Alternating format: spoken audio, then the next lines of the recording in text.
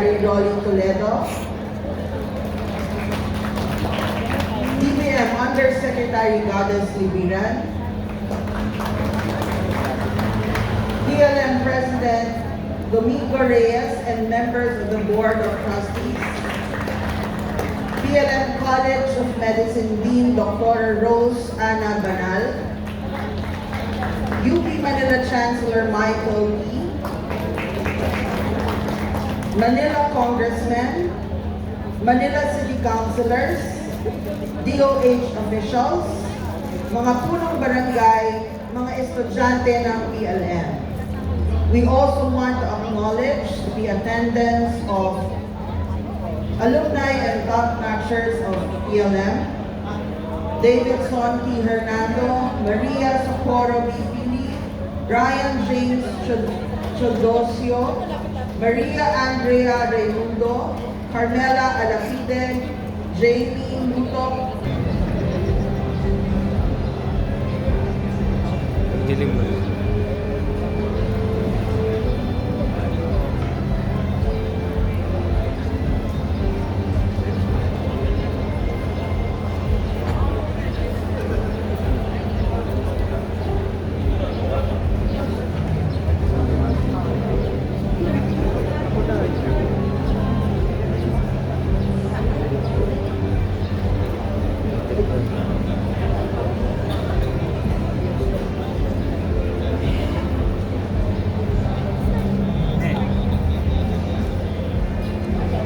Kayo please.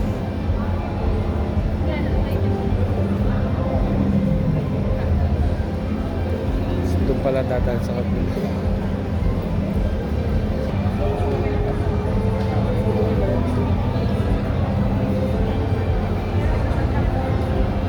Mga kababayan, ang Pangulo ng Republika ng Pilipinas, His Excellency Ferdinand R. Marcos Jr.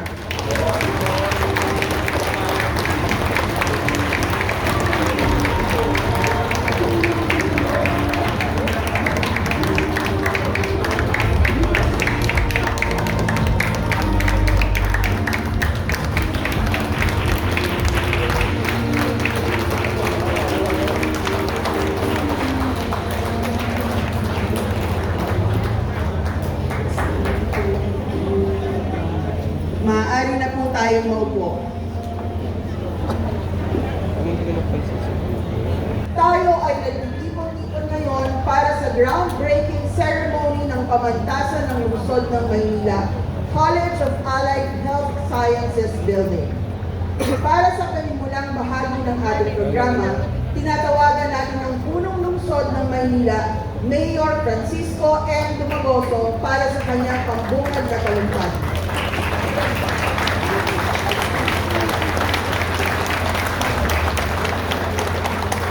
Tupo kayo Layo. sa ating pong Layo pala. minamahal na Pangulo ng Bansa, Ferdinand Bongbong Marcos Jr.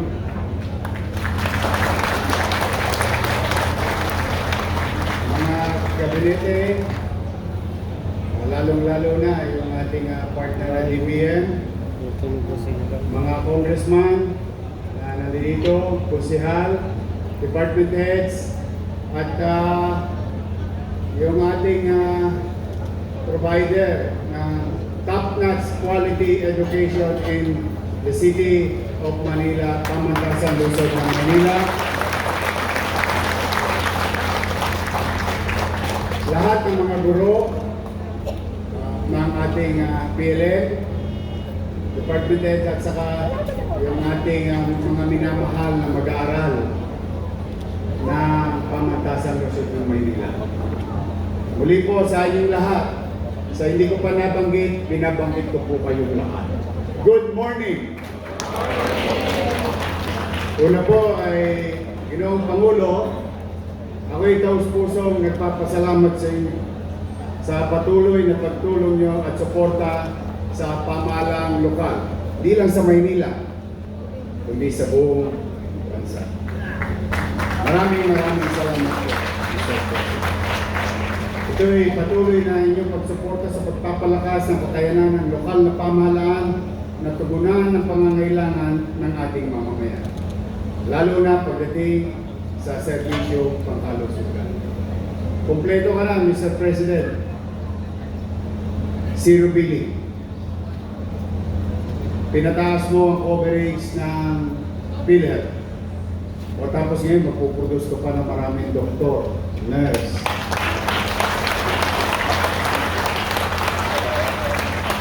Kung wala sa kalye, Mr. President, walok na, kompleto na.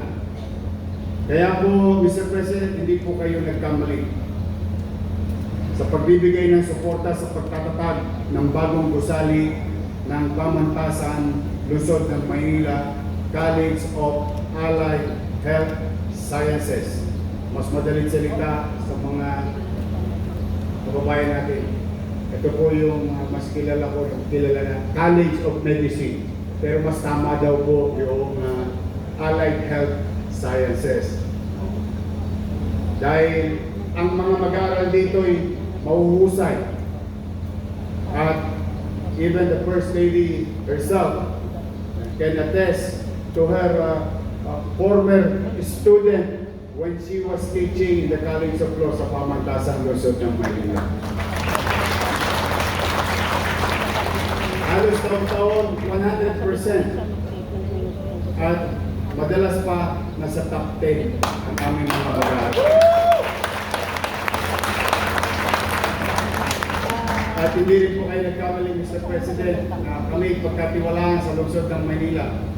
We guarantee you, in our own little way, with all the resources in mind, physical ability, that we will finish this on time as scheduled, like what we did with Baseco Community, Condominium 1, Condominium 2, Binondominium 1, San Lazaro Residence, San Sebastian Residence, Pedro Hill Residence, Albert Elementary School, Manila Science High School, Rosario Almario Elementary School, at yun nasa harapan po natin na Manila Zoo. At itong hospital namin. All done in less than 3 years at the height of pandemic.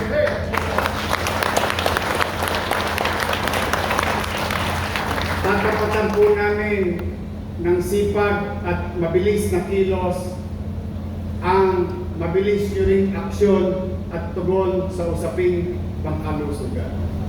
Dito malaman kami mga batang Maynila, masuklian ang inyong pagmamalasakit sa amin that we will deliver on time as prescribed in our goal. Kaya muli po, Mr. President, maraming salamat.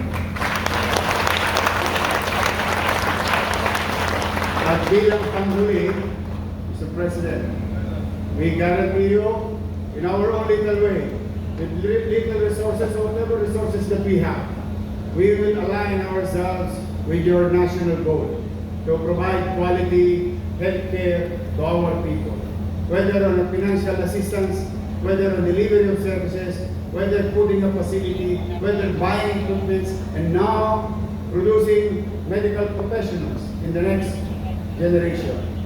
And just so you know, Mr. President, itong pinuhunanan ninyo used to produce a cap of 300 students every year. Itong pinuhunanan ninyo, you will produce in your nation building approach of 5,000 students.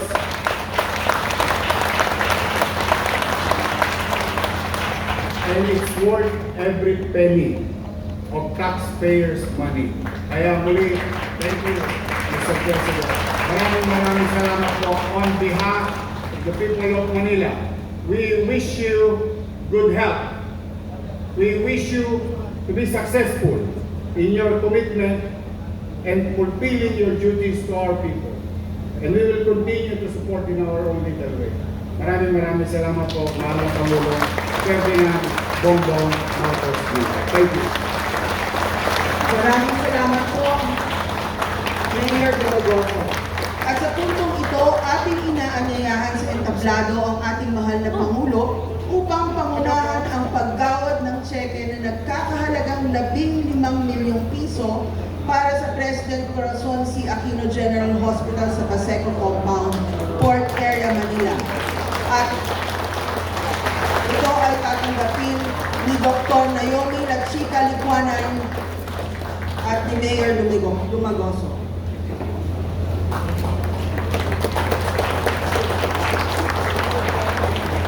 Maraming salamat po, mahal na Pangulo.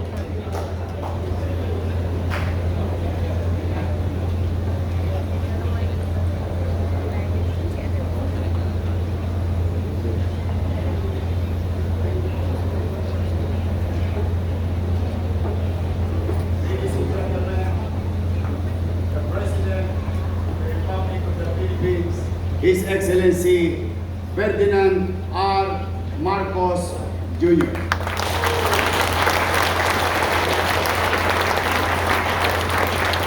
Maraming salamat sa ating butihing Mayor ng City of Manila, Mayor Isko, Moret Magsibog na. And the honorable members of the House of Representatives who are here with us this morning, Manila Vice Mayor Angela Atienza, Maynila Medical Center Chief OIC, Dr. Grace Padilla, Meron ka. Pamantasan ng lungsod ng Maynila PLN University President Domingo Reyes Jr., fellow workers in government, other distinguished guests, ladies and gentlemen, good morning. Alam niyo po, totoo yung sinasabi ni Mayor na nung nagturo ang First Lady dito sa PLM, na siyang nagturo, siya yung naging professor sa Pagkasiya sa inyong law school. Sa dinami-dami, sabi na sa dinami-dami yung naturuan ng mga estudyante sa iba't ibang eskwelahan. Sabi niya, ang pinakamagaling at pinakamasipag na naging estudyante niya ay hindi dito galing sa PLN. Dahil, siyempre, hindi ko napapanggitin yung mga ibang eskwelahan na naturuan na. Pero sabi niya, yung mga iba, parang mayaman yung mga yun, yung mga school. Dito, ang sisipag daw. At talagang siniseryoso, dinidibdib na mabuti ang kanilang pag-aaral. Ay palagay ko, ganun din ang mangyayari dito sa inyong hindi pala medicine, hindi medical school eh. All the skills and all of the necessary training for all healthcare workers ay dadaan dito. Nakakagulat na magkakaroon ng 5,000 malalampasan ng school sa pundaan noong nakaraan.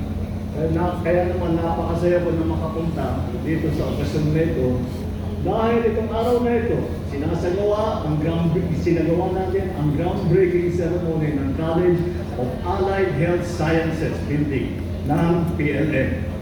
Ito ay programa ng lokal na pamahalaan na magpapataas ng kalidad ng serbisyong pangkalusugan.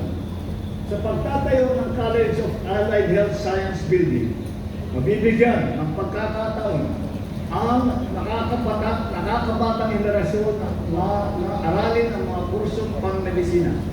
Sila po ang mga susunod na haligi ng ating sektor ng pangkalusugan. Sa pagbibigay ng pondo upang maipatayo ang atong pasilidad na ito, layo ng pamahalaan na mabigyan ng oportunidad ang mga estudyante na nangangailangan na makapag-aral sa mahusay na universidad. Inilulunsad din natin ang bagong science courses dito, kabilang na ang medical technologies at radiology technology.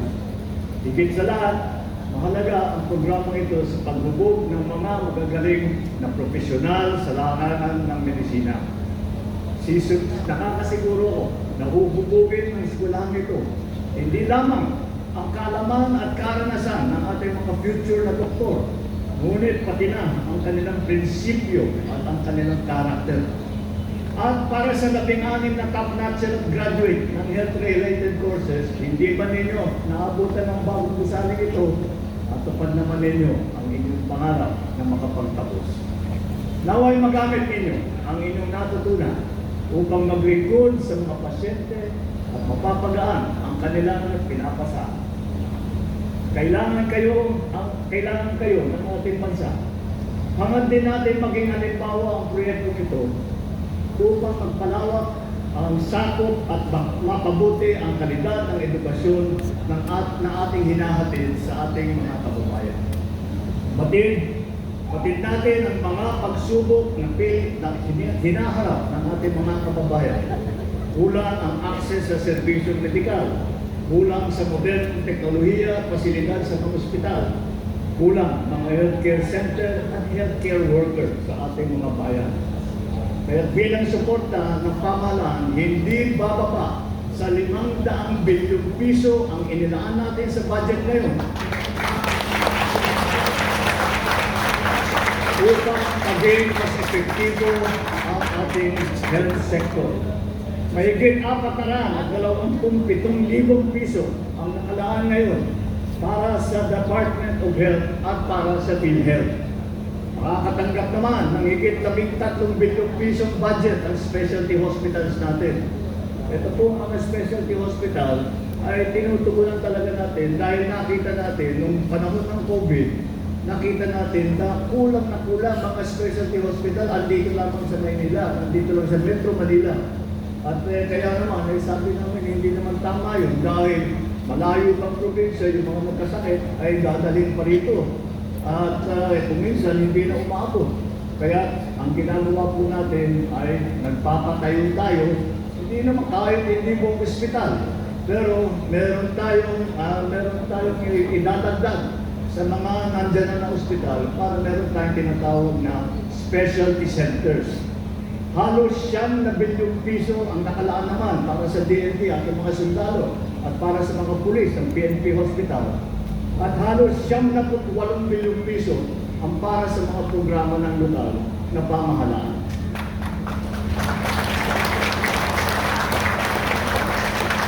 Para naman sa medical scholarship at tuition fee subsidy ng mga estudyante ng mga state university, naglandin tayo ng higit 1 bilyong piso para matulungan ang ating mga estudyante.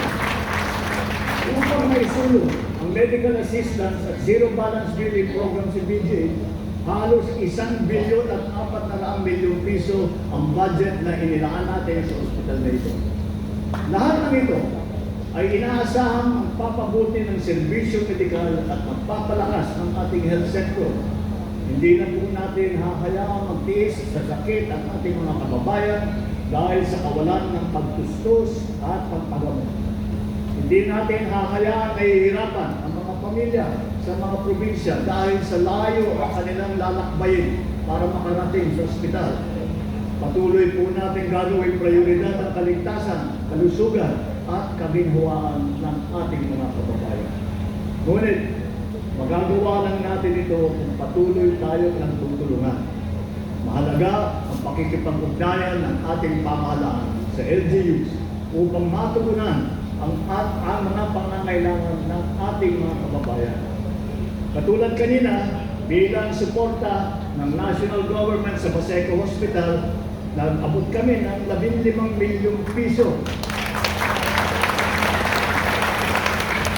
Umaasa kami magagamit ito sa pagpaganda pa ng ospital. At nabanggit sa akin ni John May, sabi niya, ito yung katumbas nito ay 1 year supply ng mga gamot. So at the very least, 1 year tayo hindi naalala sa supply ng gamot. Bibisitahin din natin mga hospital. Eto, nandito tayo sa Hospital ng Manila Medical Center. Noong nakarang September, naitala ng OMMC ang pinakamaraming first patient encounter o bilang ng mga pasyente unang nakapagkonsulta sa ilalim ng ating YAKAP program. Congratulations! Patuloy ito. Patuloy tayong magtatrabaho at ito ay patunay na malayo ang naaabot ng ating serbisyo. Kung mayroong koordinasyon, ang pambansang pamahalaan, ang LGU, iba't ibang ahensya ng mga gobyerno, mga NGO, at siyempre, ang taong bayan. Sa puntong ito, nananawagan ako sa ating mga kababayan. Samantalahin ninyo ang mga programang ito upang mapangalagaan ang inyong mga sarili. Bukas po ang mga serbisyong ito para sa lahat, lalo na sa higit na nangangailangan. Dahil ang kalusugan ninyo patuloy nating tututukan. Sama-sama po natin itaguyod ang isang bagong Pilipinas kung saan ang bawat isa ay kayang mamuhay na may seguridad, magtagumpay sa kanilang layunin at makatulong sa pagpaunlad ng ating minamahal na Pilipinas. Maraming salamat po. Mabuhay po ang bagong Pilipinas. Maraming salamat po, mahal na Pangulo. At ngayon, tinatawagan po natin si Mayor Dumagoso upang tanggapin ang tulong pinansyal para sa pamantasan ng lungsod ng Maynila College of Allied Health Sciences mula sa ating mahal na Pangulo.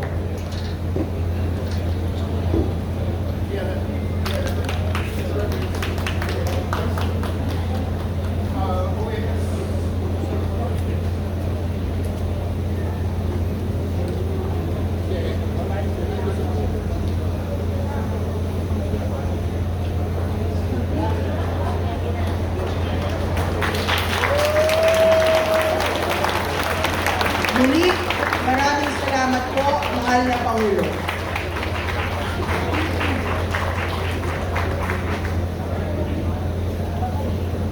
Ngayon po ay ating hinihiling sa mahal na Pangulo na manatili sa entablado para sa isang